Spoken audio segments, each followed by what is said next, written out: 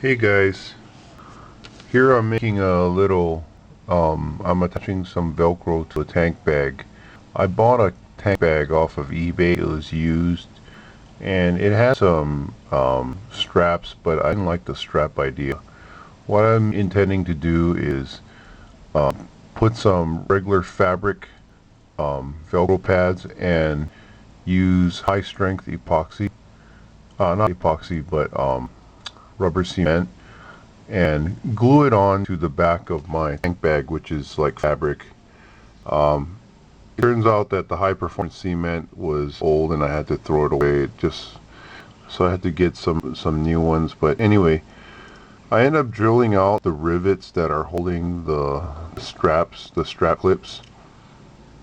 And what I do is I just put a drill to it and drill it at an angle. That's the trick in drilling out rivets. You can't drill it straight because it'll spin. You have to drill it at an angle.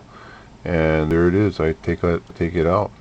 Oh, okay. So now I have this contact cement. You apply it on both surfaces, on the tank bag and on the strips of Velcro. The type of Velcro you need to use is a type that doesn't have an adhesive back. They're just regular fabric for sewing on.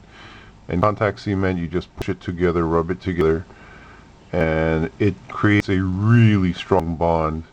And so there I have I put it on my tank bag.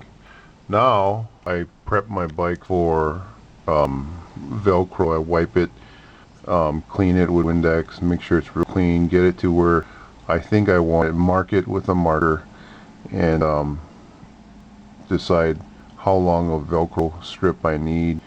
Then I use industrial strength Velcro, uh, and I put the furry side, the hook side of Velcro on my tank, and I have the hook side on the bag. And the reason is because it will become apparent. You'll see later on. I usually put the hook on the base material, but this time I put the hook on the bag instead of the tank. That's a departure of my typical operating procedure. Like I have a procedure for it written up in a manual somewhere. But what I do is I end up putting the two similar pieces of Velcro together and I cut it together simultaneously, so I have this thing that's equally shaped, symmetrical, and it looks actually pretty good on the motorcycle. It doesn't look like, oh, what's that? It's just like, whack, that's too weird. It actually looks pretty pleasing. It has nice curves to it on the edges. And I clean it again and I apply my Velcro. I use a marker a lot, the permanent marker, so I don't screw up. And I sit in the middle just to make sure I get it symmetrical. And as I apply, that's when I peel the backing so that it accidentally doesn't stick. I make sure I rub it down real good, and it sticks pretty good. So I get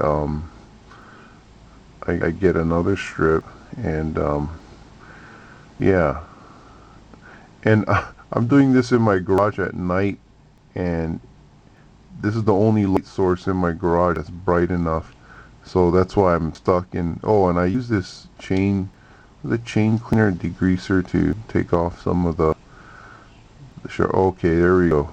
Okay, so you can see my bag sticks pretty well. It's actually doesn't, I hit it, I bump it, and it's pretty firm. It doesn't get anywhere. So yeah, so it's nice and tight. It takes quite a bit of effort to take it off. Actually, it takes quite a lot of force, and it doesn't take much to put it on. So what I wanted was more than a tank bag. I wanted the bag to also go in the back, and what I got here is whoops, what's this?